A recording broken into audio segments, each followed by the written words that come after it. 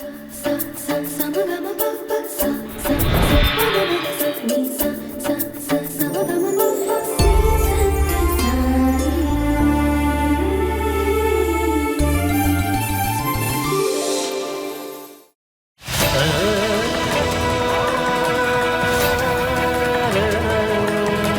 Sathya Sai Divya Katha, Sri Sathya Sai Divya Katha, Sri Sathya Sai Divya Katha.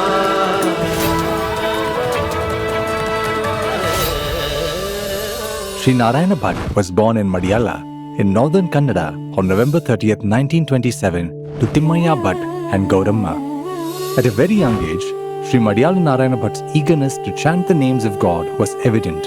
When he was 6, he was admitted to the lower primary school at Alike, barely a kilometer away. At home, he was touched by the poverty of the laborers and servants at home. He wished to do something to alleviate their distress. A curious incident occurred during Sri Narayana Bhat's Upanayanam ceremony. During the ceremony, he was given a sanctified staff to be kept intact till his marriage. He asked the shocked priest by saying, "What should an initiate who does not enter into wedlock do with this?" When he had to study in 7th standard, he attended the high school at Puttur and stayed in the hostel. Since early childhood, Anna's health was delicate. He was prone to cold, fever and ailments. It was 1941 and the freedom struggle was on. Gandhiji's concept of Satyagraha filled Narayana Bhat with strength and vigor. There was a gradual transformation in his life. He decided to be a teacher. He says, "I began to analyze my thoughts, words and deeds. This enabled me to recognize my defects and shortcomings." He was inspired to build a mighty Hindu missionary organization which he thought was the only way to lift the motherland from the morass she had fallen into. Despite his heavy schedule with the Friends Circle, Anna passed the intermediary exam with flying colors. He joined BSc in the same college. After that, his parents wanted him to join engineering or medicine. However, he pleaded with them that he wanted to join the Bachelor of Training BT course. For that, he had to go to Madras. When the classes in Madras commenced, he got a telegram that his father had passed away. But he was firm in his resolve that he wanted to be a teacher. A new school had started in Vittal and Narayana Bhat was chosen as the headmaster of the school on 20th May 1950. He conducted himself in an exemplary manner in his word, dress and discipline. However, some people did not see eye to eye with his perception of idealism. They picked holes in the discharge of his duties and started a vilification campaign against him. A few days later, Narayana Bhat resigned. Narayana Bhat then decided to expand the Friends Circle and build a new organization. He studied the bylaws of many institutions and consulted legal experts. The organization was launched on December 7, 1960. It was named Loka Seva Vrinda. In 1961, Anna's life took a fantastic turn. He says, "In 1961, for the first time, I heard about Sri Sathya Sai Baba in the house of one of my friends. I was shown Swami's biography along with his photograph. The friend said Sri Sathya Sai might be an incarnation of God. My initial reaction was one of wonder coupled with disbelief and disregard. In 1962, I saw Sri Sathya Sai Baba's photo at many places. My mind was ready to accept him as a Siddha Purusha, not as an incarnation of God. On 14th July 1962, Sri Narayana Bhat went to Puttaparthi with his family and others. At 6:45 p.m., Narayana Bhat was standing in front of Prashanthi Nilayam with about 200 devotees. He talks of this defining moment in his life. Baba was standing in the balcony of the mandir. The devotees folded their hands in reverence. I too joined my palms. All of a sudden, he looked at me. An electrifying look. What a wonder!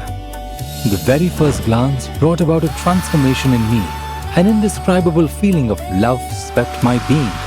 I was thrilled by the feeling that God was standing before me in human form. An ethereal fragrance emanated from him. It enveloped all of us. I offered obeisance to him again and again. He cast a loving glance at me and raised his hand in benediction. Tears of devotion flowed down my cheeks. The feeling of bliss in me was beyond the realm of words. The next day, Baba called all of them for an interview. After materializing Vibhuti, he spoke to each of them individually. He suggested solutions for the problems they faced. But Sri Bhat was concerned that Baba hadn't dwelt on spiritual topics. In the evening, Baba once again looked at him during darshan. Before he retired for the day, he looked at him again. That single glance was enough to remove all doubts. Thanks to his tireless efforts, the government of Karnataka granted permission to start the school. On 6 June, the school was inaugurated. Narayana Bhat assumed charge as the headmaster of the school. Thus, Lokaseva Vrinda and Narayana Bhat became the talk of every house in the Dakshina Kannada region. On 6 January 1972, the Lokaseva Junior College was started in Alike. The fame of the residential school at Alike spread far and wide in Karnataka and started attracting students from all over the state.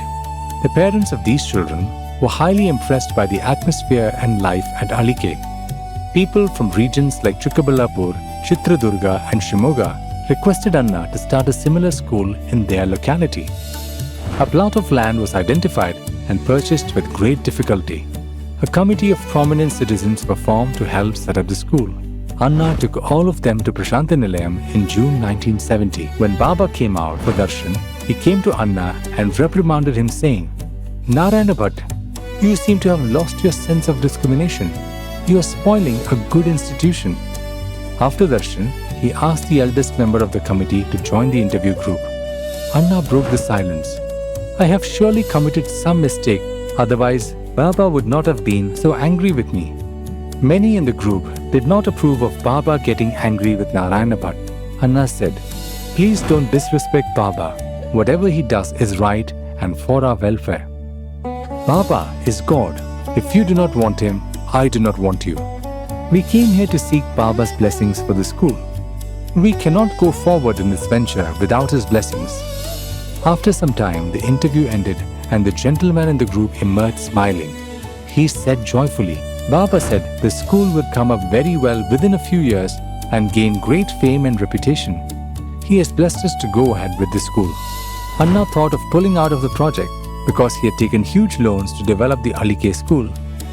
Once again, it was Baba who rekindled hope in the project. In May 1971, a state conference of Sri Sathya Sai Organizations of Karnataka was held at Dharwad. When Baba saw Anna, he went to him and asked, "What has happened to the Muddenahalli school?"